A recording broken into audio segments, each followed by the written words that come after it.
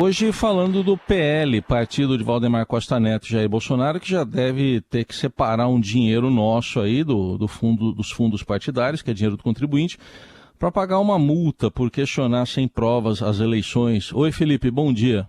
Salve, salve, Ryzen, Carol, equipe da Dourado FM, melhores ouvintes, sempre um prazer falar com vocês. Hoje o Brasil estreia na Copa, depois de Argentina e Alemanha perderem de virada para a Arábia Saudita e Japão, é melhor o Brasil levar a sério a Sérvia, não é isso, Ryzen? Tem que levar a sério hoje com o Neymar e companhia, né, Carol? É isso. Bom dia, Felipe. Bom, um olho na Copa, um olho em Brasília, ou pelo menos dois, né? Porque a gente teve ontem essa decisão bastante contundente do presidente do TSE, Alexandre de Moraes, que impôs à coligação PL-PP Republicanos essa multa aí desse número cabalístico de 22 milhões de reais por litigância de má-fé e determinou o bloqueio do fundo partidário até o pagamento.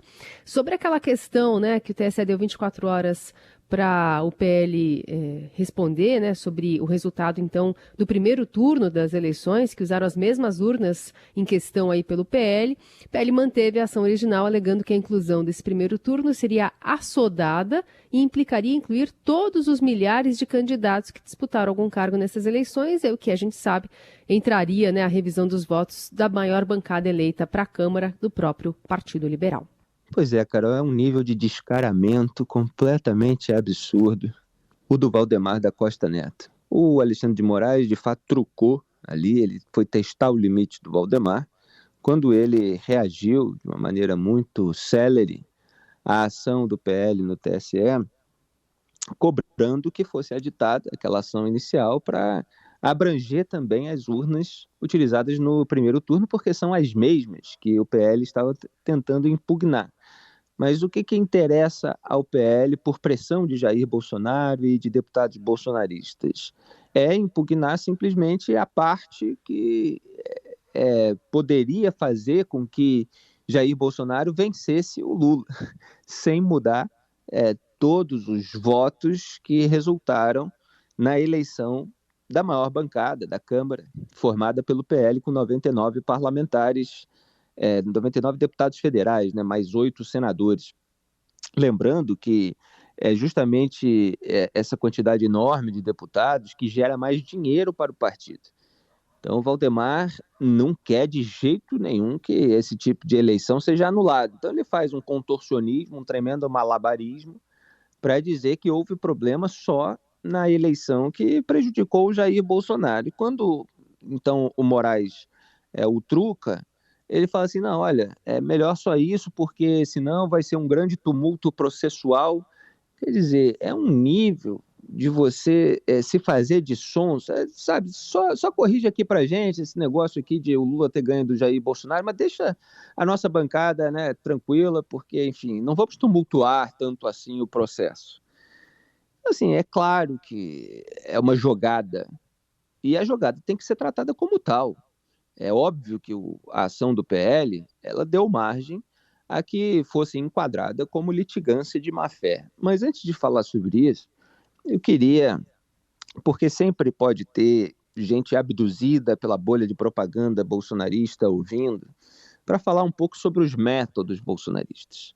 Tem um método, primeiro, antes do método mais específico usado nesse caso, que é você desqualificar e demonizar a imprensa. Isso é algo que foi expresso pelo Steve Bannon, que é o estrategista com quem o bolsonarismo aprendeu que, vou usar as palavras dele, a oposição real é a mídia. E a forma de lidar com eles, os profissionais da mídia, é inundá-los com, eu vou pedir desculpa ao ouvinte por falar essa palavra, mas é a do Bannon, com merda. Foi isso que ele disse em 2018. A oposição real é a mídia e a forma de lidar com eles é inundá-los com M.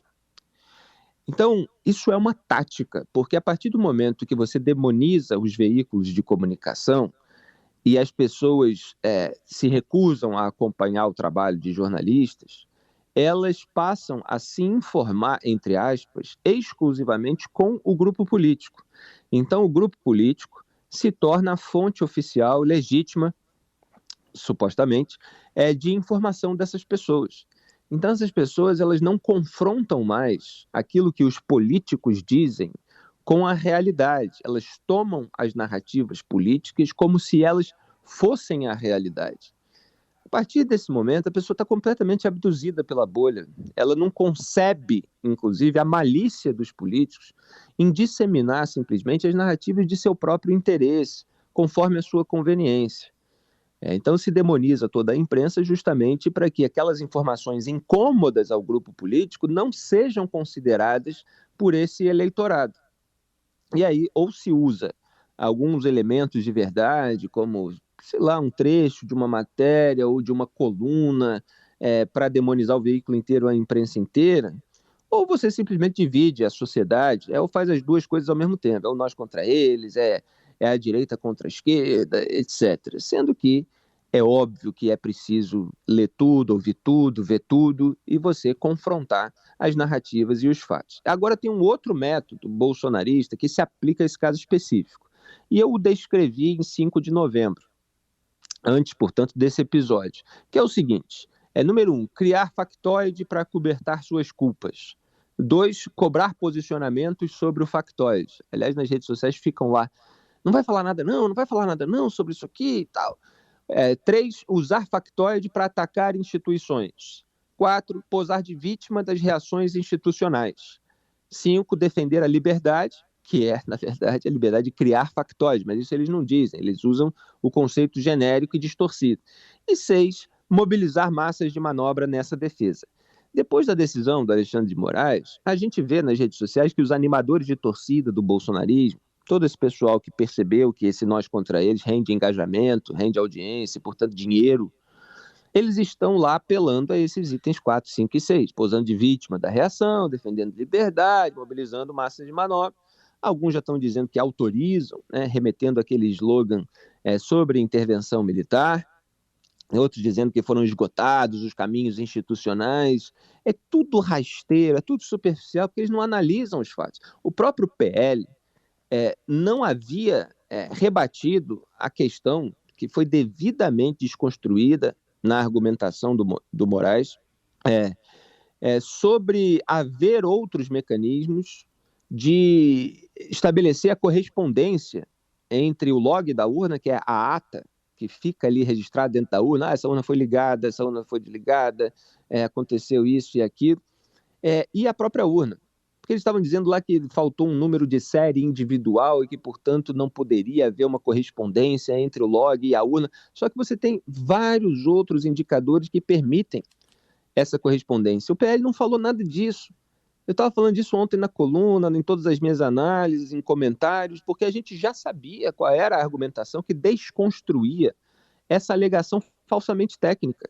Só que o partido não se interessou nem um pouco em confrontar aquilo que veio num relatório cuja decisão política já era anterior a ele. Ele quis jogar para a justiça eleitoral daquela maneira muito rasteira. Então está lá o Moraes dizendo que o código de carga registrado em todos os equipamentos é um instrumento adequado para a rastreabilidade de tudo que é produzido pela urna.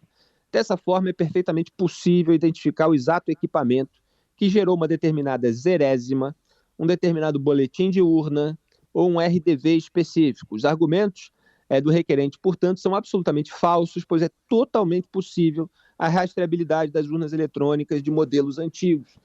Esse é só um ponto aqui da decisão, só que a decisão esmiuça tudo tecnicamente. Eu critiquei decisões anteriores do Alexandre de Moraes justamente por não fazer isso.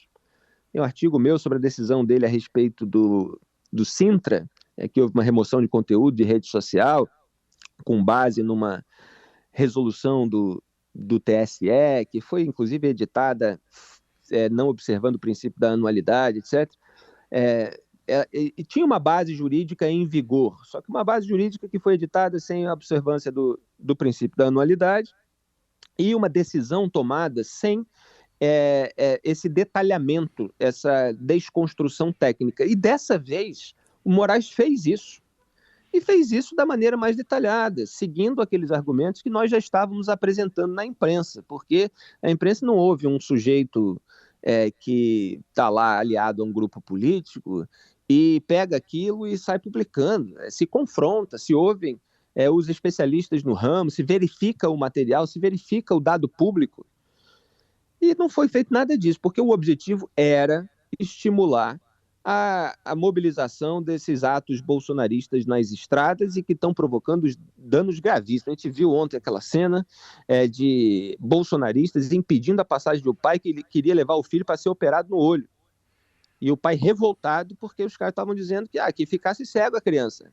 É um nível de perversidade que remete ao período da pandemia. Então, eles deram margem à alegação de litigância de má-fé e houve essa condenação, uma multa de mais de 22 milhões de reais. O pessoal está fazendo zoeiro, porque era o número do Bolsonaro, 22, então faz o 22 e confirma. A rede social está lá bombando nesse sentido.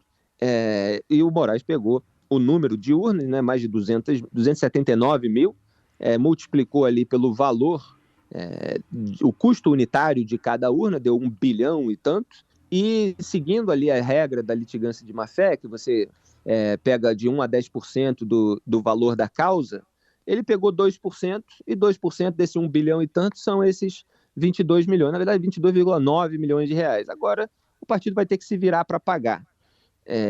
E o fundo público está bloqueado até que isso seja feito. Então, só para detalhar que esses 22, então, nós é que vamos fazer, é isso? É dinheiro público, dinheiro do cidadão brasileiro. Olha, eu ouvi pessoas, porque isso é uma coisa que não está... É o único pontinho ali que não me pareceu muito detalhado, a gente vai ouvir sobre isso nas próximas horas e nos próximos dias. Sim. Ele bloqueou os fundos públicos até o pagamento. Então, tem gente que entendeu que esse dinheiro não vai poder vir dos fundos públicos. E tem gente que está entendendo que não, você vai pegar o dinheiro do fundo público, vai pagar e aí vai liberar o fundo público para outras utilidades. Agora, tem essa interpretação de que o dinheiro vai ter que sair de outro lugar, quer dizer, vai precisar procurar aí doações ao PL para esse pagamento. Vamos ver se os bolsonaristas vão fazer uma vaquinha virtual ou se vai ser pago com o nosso dinheiro mesmo, tirando o dinheiro desses parlamentares que eventualmente o usariam. Aguardemos então os desdobramentos dessa história. Felipe Moura Brasil com a gente aqui mais uma vez, amanhã de volta aqui nesse mesmo horário, mas a gente lembra para você que a partir de segunda-feira, em novo horário, Felipe com a gente às 8h30 e as colunas sempre estão lá no radioeldorado.com.br e nas plataformas de áudio. Felipe, vamos para o jogo logo mais e até amanhã.